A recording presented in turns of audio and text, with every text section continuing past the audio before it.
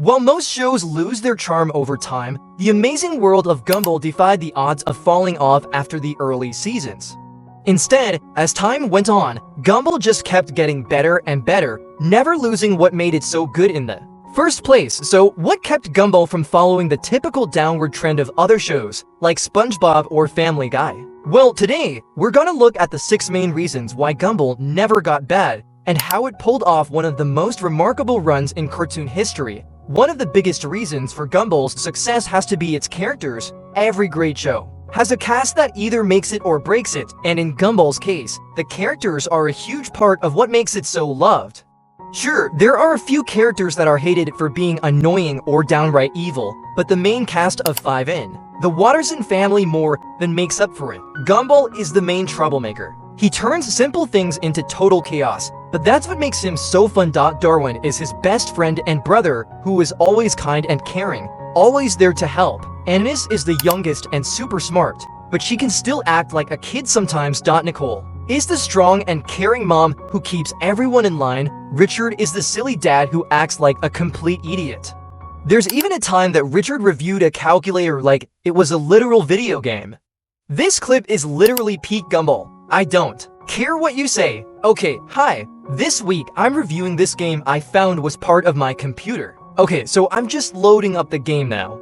Okay, it's called Calculator. However, The Amazing World of Gumball is much more than just the Wattersons. Some of the most bizarre characters you'll ever see in a cartoon will be found throughout the town of Elmore. Every character in Elmore is totally weird in their own way, but that's what makes Gumball. You know, Gumball. I mean, you got a talking banana, a talking chin, a giant T-Rex, and many more odd characters in the world of Gumball. All of them play a role in the show, either helping Gumball or doing the complete opposite. You have Penny, who is always there to support Gumball, and then there's Tobias, who usually appears as a friend of Gumball, but can also play an antagonist role at times. With such a weird mix of characters, the show never feels like it's repeating itself. There's always something new, either an unexpected interaction or a storyline featuring all kinds of different personalities. That's a big reason why The Amazing World of Gumball never gets old. They could have just stuck to the usual formula like most other shows, focusing on mainly the family and a few main characters. But instead, they took minor characters and actually gave them the chance to star in full episodes. And we see this in multiple episodes, such as the shippening, using Sarah's weird fanfiction to ship characters in Elmore. The extras, where background characters finally get the spotlight, showing just how much depth and personality even the smallest roles can have. Every character got their time to shine, and that's what makes Elmore feel so alive. But speaking of characters, one of the big reasons Gumball never lost its charm is because of how much the characters actually grow. The Amazing World of Gumball has always been praised for its jokes or animation, but something that's totally overlooked is the character development. The problem with most shows is that the main character can't evolve, and this often makes the series feel formulaic. When the main character remains the same from episode to episode, there's no real growth or change. And because of this, the audience may lose interest because there's nothing new to explore. I mean, if I had a favorite character and they don't show any growth throughout the series, I would eventually dislike the show for not trying to improve it over time. However, Gumball avoids this problem by letting its characters, particularly Gumball, develop throughout the series. For example, Gumball starts off as kind of the loser, is just the main punching bag of most episodes. But as the series goes on, Gumball starts to gain more confidence and mature a bit, even going as far as gaining a deeper voice. He's not the punching bag anymore, and we don't see him get bullied like he used to. He goes from being this awkward troublemaker to some people genuinely liking to hang out with him. That's why a lot of fans love his character. He's not just a one-dimensional troublemaker, he's a complex character who learns, adapts, and grows throughout the series. But it's not just about Gumball growing. Darwin, Annis, Nicole, and even Richard have their own stories of development, too. Each of them goes through their own challenges and growth, which keeps the audience engaged and invested in their journeys as much as Gumball's. However, as much as the characters play a huge role in Gumball, the next reason why Gumball is so loved is for its great animation. In Season 1, the animation wasn't anything too crazy or next level. But after the show started experimenting with different styles and techniques, it really showed how creatively they can use different animation to tell a story originally. The animation was handled by a company called Studio Soy, which gave the first season a more traditional yet charmingly simple look. But as the show continued, so did its visuals. By the time the later seasons rolled around, Gumball's animation was taken over completely by Bulldog Studios, known for pushing boundaries in animation. This shift allowed the show to experiment with 2D, 3D, and live action, creating these visuals that helped define Gumball and its unique style. The change in animation really highlighted the show's evolution, and the difference in quality is clear. The bold approach to animation became one of Gumball's defining features, making it stand out not just as a funny show, but one that was visually dynamic and ever-evolving. While the main characters like Gumball and Darwin are traditionally rendered in 2D, they also appear in multiple different animation styles with no limits. I think a great example of this is in the episode The Fury, in which the creators use an anime art style to show Nicole and Yuki's rivalry. Yeah, this episode was intense. The budget must have gone way over what they planned. The creators don't limit themselves to just one animation style, but instead embrace multiple styles.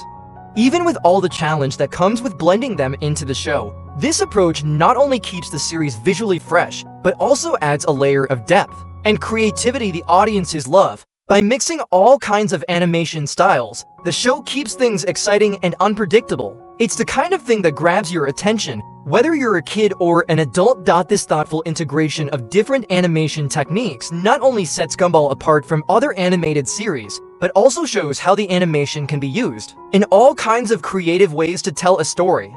But another thing that makes Gumball so good is the voice actors. Instead of going down the usual route of hiring professional adult voice actors, the creators decided to cast real kids to voice the main characters.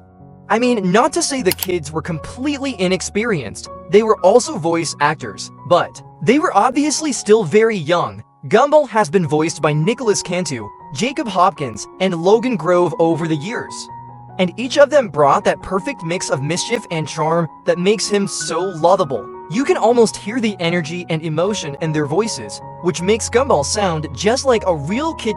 In this interview about auditioning for Gumball, apparently Jacob didn't even try to voice Gumball, because that was just his natural voice. At the time, I sounded a lot like him, and when I yell, I have like a raspiness just like him.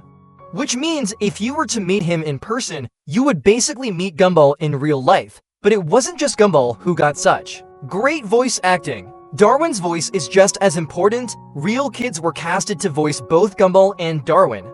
The voices behind their favorite talking fish are Donald Hensley Jr., Terrell Ransom Jr., Kwesi Bachi, and Christian J. Simon. Each of these actors brought their own special touch to Darwin, giving him that kind, genuine voice we all love. Not only did these kids have talent in voice acting, but their singing was another big factor.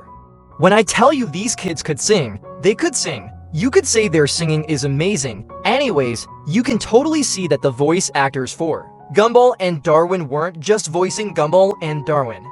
They were Gumball and Darwin. That kind of identity had a huge effect. And it's the reason why Gumball never really fell off.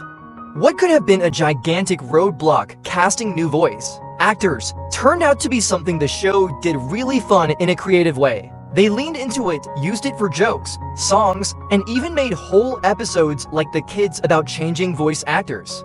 Although I only talked about Gumball and Darwin, the voice acting in the Amazing World of Gumball goes far beyond just those two. Everyone behind the voices of the show played their part and brought the entire world to life. But of course, voice acting is only half of what it takes to make Gumball such an incredible show. As crucial as it is to have someone good voicing Gumball and Darwin, the jokes and story in the episodes wouldn't hit nearly as hard without the writing. Every cartoon has its own sense of humor. Family Guy with those random cutaway gags, and South Park with that really dark and edgy humor. Each show has their own way to tell jokes and stories. And Gumball is one that doesn't miss. The humor in Gumball can be enjoyed by anyone.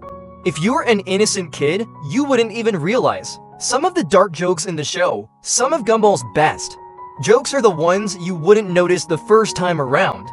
When you're a kid, you don't notice these things at first. But then when you watch them again when you're older, you're suddenly catching all these references and dark jokes that totally went over your head before. No matter how old you are, you'll never really outgrow Gumball. You'll just start to see more of what makes it brilliant because fans still support the show. A spin-off, Season 7, and even a movie have been in the works. The fact that fans are still so interested in the show just shows how much the characters and stories really connect people. Gumball isn't just another show that aired. It became a part of pop culture that will probably be loved for years to come. The bond between the show and its community is something special, going beyond the show itself. Now, if you enjoyed this video, make sure to subscribe and hit that notification bell, because I'll be here to cover everything Gumball related coming this year and much more.